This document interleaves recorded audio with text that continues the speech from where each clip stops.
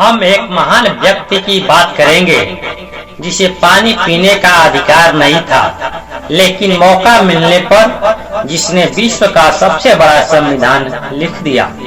हम उस महापुरुष की बात करेंगे जिसने गुलामों को राजा बनाया। हम उस महान बुद्धिजीवी की बात करेंगे जिसके थीसिस के आधार पर बैंक ऑफ इंडिया की स्थापना हुई। हम उस महान मानवतावादी की बात करेंगे जिसने सबको समानता का अधिकार प्रदान किया। हम उस महान व्यक्तित्व की बात करेंगे जो शोषितों, वंचितों, कमजोर वर्ग को ऊपर उठाने के लिए जीवन भर संघर्षरत रहे, चाहे वह किसी भी जाति, धर्म, लिंग का क्यों न हो, जिनका नाम था डॉक्टर भीमराव अंबेडकर। इनका जन्म 14 अप्रैल सन 1891 ईस्वी को इंदौर के महू मध्य प्रदेश में हुआ था। 1894 ईस्वी में इनके पिता का रिटायरमेंट के बाद पूरा परिवार महाराष्ट्र के सतारा में शिफ्ट हो गया। बचपन में ही इनकी माता का देहांत हो गया। एक बच्चे को दिल दहला देने वाली, बच्चे को तंग करने वाली, दुखी करने वाली, परेशान करने वाली परिस्थितियों से ये गुजरे। ये पढ़ना चाहते थे, लेकिन दलित परिवार, महार परिवार, समाज के निचले पायदान में जन्म के कारण इन्हें पढ़ने की कोई सुविधा नहीं थी। किसी तरह जुगाड़ करने के बाद नजदीक के एक स्कूल में एडमिशन हुआ।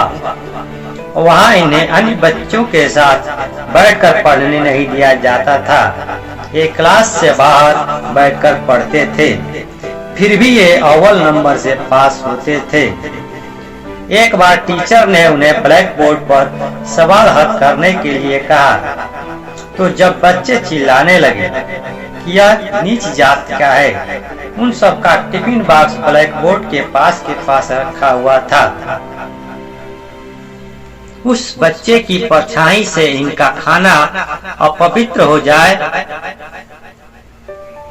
एक बार इन्होंने कुएं से पानी पी लिया कि इन्हें इतनी मार पड़ी। एक छोटे बच्चे को इतना सहना पड़ा। एक बार एक रिक्शे वाले ने इन्हें रिक्शा से उतार दिया। बीच में उसे पता चला कि वह नीच जात का है। बोला कि तू अछूत जात का है, तुम्हें डबल पैसा देना पड़ेगा और रिक्शा को तुम्ही को चलाना पड़ेगा।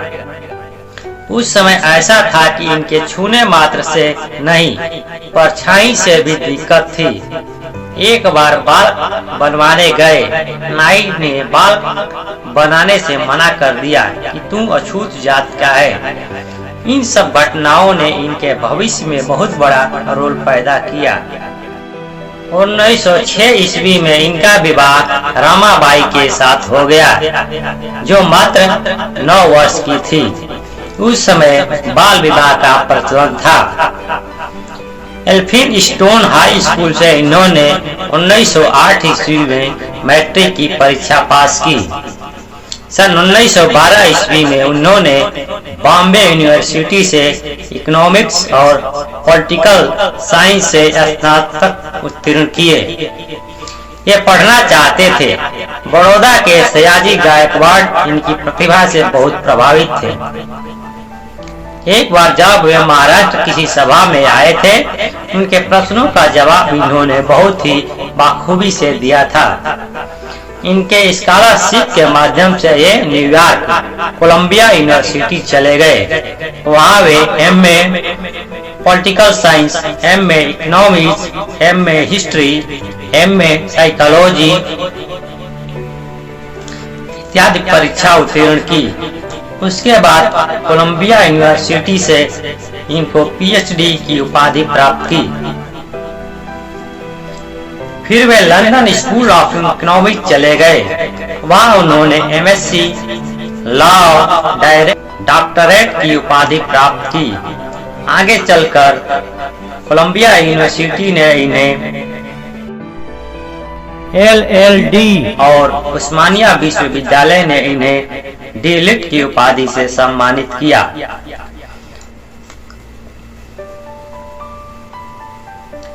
ये किताब के ऊपर अपनी थीसिस लिखी, the evolution of provincial finance in British India, the problem of rupees, its origin and solution. इनके थीसिस के आधार पर आगे चलकर रिजर्व बैंक ऑफ इंडिया की स्थापना हुई। विदेशों से जब पढ़कर वापस आए थे, बड़ौदा के सयाजी गायकवाड़ ने इन्हें मिलिट्री सेक्रेटरी की नौकरी दे दी। ये उस समय की बड़ी नौकरी मानी जाती थी, लेकिन इतने पढ़े लिखे और बड़ी पदवी के बावजूद छुआछूत इनका पीछा नहीं छोड़ा। सरकारी प्यून जो ऑफिस का होता था, वह फाइल दूर से ही इनके टेबल पे फेंकता था। बोलता था, तू नीच जाति का है, पढ़ लिया तो क्या हुआ। मटके का पानी नहीं पी सकते थे। इनके दुखों का सिलसिला रुका थोड़े ही था। इनका विवाह जिनके साथ हुआ, उनकी 4 संतानें एक के बाद एक इलाज के अभाव में चलती चली गई। पत्नी भी आगे साथ नहीं दे पाई। लंबी बीमारी के कारण उनकी पत्नी रमाबाई का निधन 1935 ईस्वी में हो गया। कोई भी आदमी इस परिस्थितियों में टूट सकता है, लेकिन वे एक तरफ पारिवारिक समस्याओं से अपने को रुकने नहीं दिए और दूसरी तरफ साथ साथ देश के लिए लड़ते रहे। सन 1927 ईस्वी में महाड़ सत्याग्रह पर निकल गए। वे जीत पर अड़ गए कि दलितों को सार्वजनिक स्थान का पानी पिलाने का अधिकार दिलाकर रहूंगा। ये दलित औरतों को पूरे पांव तक साड़ी पहनने का अधिकार दिलाए। आम औरतों की तरह दलित औरतों को साड़ी पांव से उठाकर पहनना पड़ता था। इन्होंने कम्युनल इलेक्टोरेट की मांग कर दी, लेकिन गांधी जी अड़ गए और आमरण अनशन पर चले गए। बाद में गांधी जी और बाबा साहब के बीच पूना पैक्ट समझौता हुआ। इनका दूसरा विवाह डॉक्टर शारदा कबीर के साथ हुआ। बाद में उन्होंने अपना नाम सविता अम्बेडकर कर लिया। इनका विवाह सन 1948 ईस्वी में हुआ। इनकी बुद्धि, कौशल, ज्ञान का लोहा दोस्त और दुश्मन दोनों मानते थे। इन्हें संविधान प्रारूप समिति का अध्यक्ष बनाया गया, जिनकी देखरेख में संविधान बनकर तैयार हुआ। ये देश के पहले कानून मंत्री बने। वे महिलाओं को सशक्त करने के लिए हिंदू कोड बिल लेकर आए।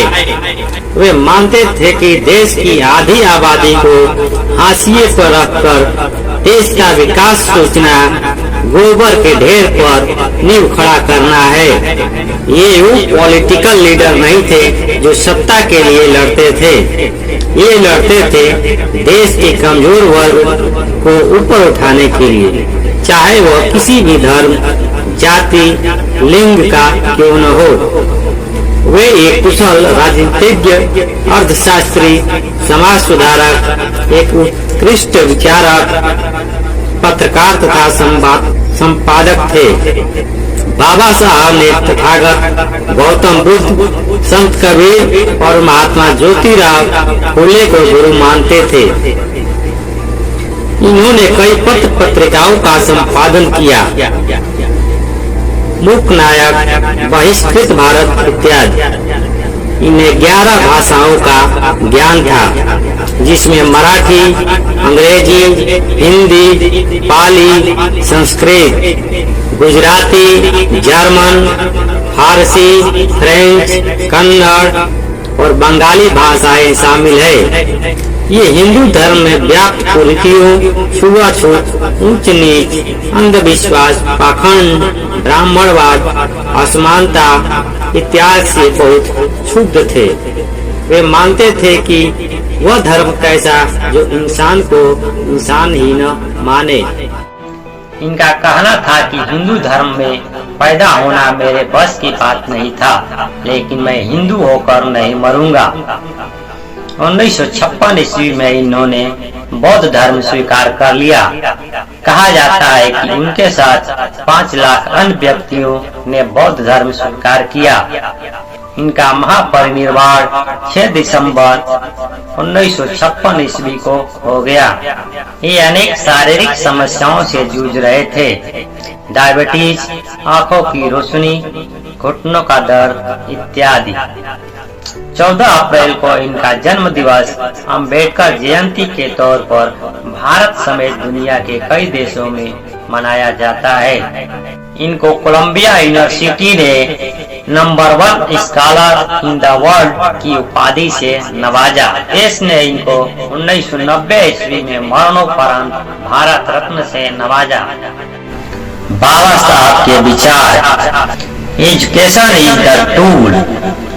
शिक्षा वह शेरनी का दूध है जो जितना पिएगा वह उतना ही दहाड़ेगा। मानो एक समान, तब बनेगा देश महान। अगर इस वीडियो से थोड़ा भी जानकारी मिली हो तो इस वीडियो को लाइक कीजिए, शेयर कीजिए और कमेंट अवश्य कीजिए। आपका कमेंट और लाइक से मेरा मनोबल बढ़ाता है। अब आप किस महापुरुष के बारे में वीडियो देखना चाहते हैं, कमेंट अवश्य कीजिएगा।